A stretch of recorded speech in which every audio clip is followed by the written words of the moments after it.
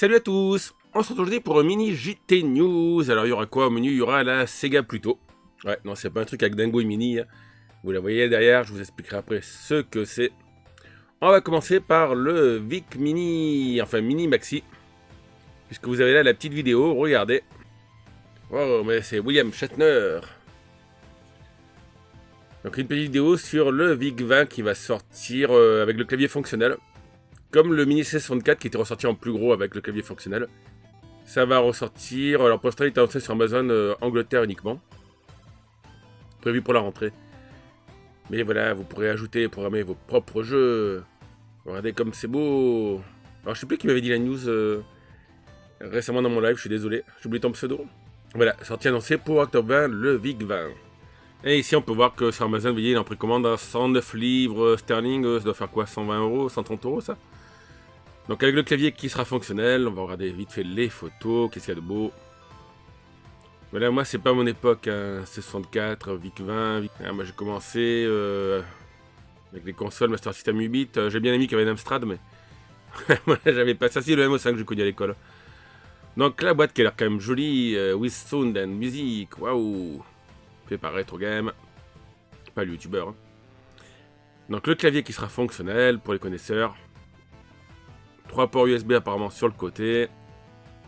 Le joystick. Puis des jeux intégrés. Il me semble avoir vu qu'il y en aurait 20 ou 28.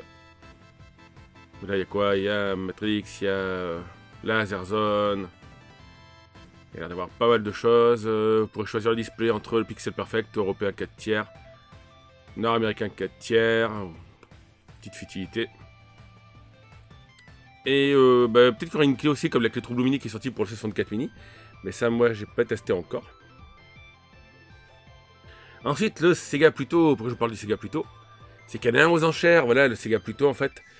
C'était une Saturn Echo. Alors moi, j'ai la Saturn que Thibaut m'a offert qui est magnifique.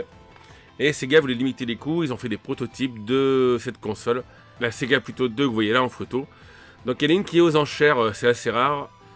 C'est moins cher que la PlayStation. La PlayStation Nintendo. Elle est à 2500$ quand même. Peut-être Thibaut si tu veux investir. Il y a la poussière derrière. Donc vous voyez là on avait le clapet pour le CD, le bouton Open, Reset, les ports manettes, le power, le modem était intégré de série. Voilà, entrée de téléphone, entrée line.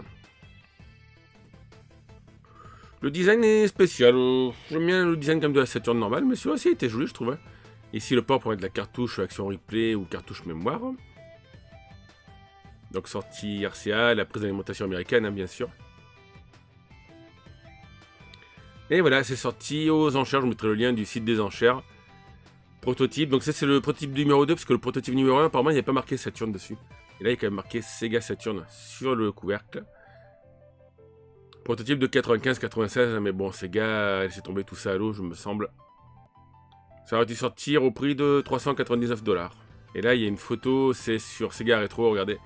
Vous avez là plutôt ici, et l'image du menu de la Sega Saturn. Donc si vous avez des sous, allez cliquer sur le lien et allez investir. Pour l'instant c'est à 2500$ quand même. Alors ensuite vous avez beaucoup à m'écrire, il y a Jérôme, il y a Joestar, il y a plein de gens qui m'ont écrit. Voilà pour la Game Boy Advance CM3 GBA dont parle ETA Prime. Donc vous irez voir sa vidéo. En fait c'est un petit projet, je vais vous montrer une image de la console. Alors je vois, voilà là ici elle est mis en route. Je vous mettrai le lien de sa vidéo. C'est un boîtier de Game Boy Advance. Et en fait, c'est chinois qui a déjà fait des... Je retrouvais des Raspberry Pi dans un Game Boy. Qui a décidé de mettre une carte mère CM3. Donc c'est comme un Raspberry Pi 3B+. Mais en plus petit. Dans une coque de Game Boy Advance. Alors on va voir quand même vers la fin. Parce que ça a vraiment pas mal. Hein. Voilà, donc côté après il me la démonte. Donc ici, ça c'est le CM3 de Raspberry Pi. Adapté sur une carte mère où il y a les contrôleurs, le contrôle du son. Et apparemment, vous voyez, dans la cartouche, il y aura le petit port de carte SD.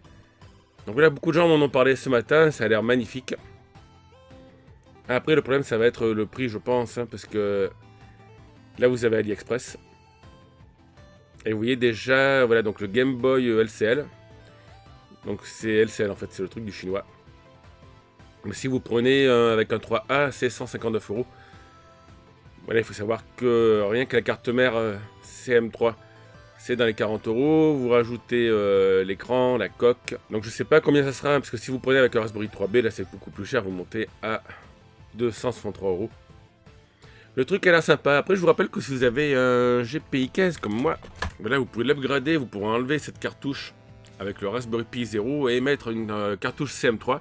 Vous avez le site Retro Game Store qui vous en propose.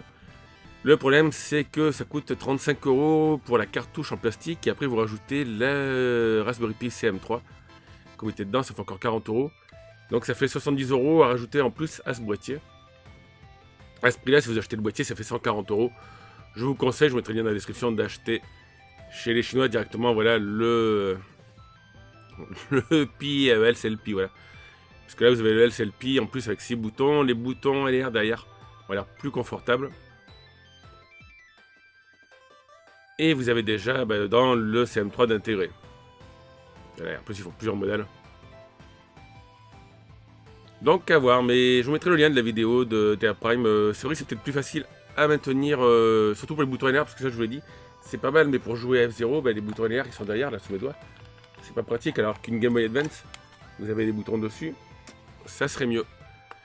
Donc à voir à combien ça va sortir. Je vous mettrai aussi la page Facebook de son créateur. On peut faire tourner Bateau Serra, RetroPie, RB dessus, bien sûr. Là, il tourne avec quoi? Je vois pas trop ce que c'est. Après, je vous rappelle que c'est un Raspberry Pi 3B. Donc, un Raspberry Pi 3B, voilà, vous émulerez Dreamcast. Vous n'aurez pas la GameCube, vous n'aurez pas la PS2. La PSP, des jeux qui vont ramer. Et en plus, c'est un CM3, donc c'est un peu plus léger quand même. Voilà, n'oubliez pas que ça, c'est bien, mais c'est surtout pour les jeux 8 bits, 16 bits, quoi. Les jeux avant la PlayStation. Alors, je vous en ai parlé lors d'un de mes lives aussi. Après, moi, je vois pas trop l'intérêt, mais quand même, je vous en parler. Il y a l'Akiko 32 qui devrait pas tarder à sortir. En fait, son créateur travaille dessus depuis un petit moment. C'est une carte mère mini TX qui est équivalente à un Amiga CD32. Donc là, je vais vous montrer la deuxième photo. Voilà, vous avez ici un CD32, la carte mère du CD32, et là, la carte mère avec une puce dessus, Akiko 32, qui devrait permettre d'avoir un petit Amiga. Alors, ici, on a quelques photos de la carte mère. Donc ça peut intéresser les amigaïstes, mais honnêtement, l'Amiga, voilà, on l'émule assez bien sur PC. Les jeux CD32, on peut l'émuler aussi sur Raspberry Pi. Donc après, pour les fanats, les programmeurs, là, vous pouvez acheter des vraies machines d'époque. En fait, on m'a expliqué qu'il y a des composants qu'on ne trouvait plus. C'est peut-être pour ça qu'on ne pourrait pas en fait, fabriquer des Amiga 1200, par exemple. Parce qu'il y a des composants qui ne sont plus fabriqués. Là, je ne m'y connais pas trop, s'il y a des fans d'Amiga, mais qui sont toujours restés dessus. Vous pourrez me dire dans la description. Mais donc, la carte sera en cours de réalisation. C'est une carte mini TX, vous pourrez être dans un mini boîtier, sur lequel vous pourrez, regardez, il dit là, vous pourrez accorder, voilà, un disque dur 2,5 pouces. Alors, j'ai pas vu où il marque de CD-ROM. Pour ajouter un clavier, une souris. Voilà, souris, clavier, RJ45, USB. Donc, j'ai rien vu pour un lecteur de CD-ROM. C'est un truc qui peut intéresser certains. Un Amiga Mini, on va dire.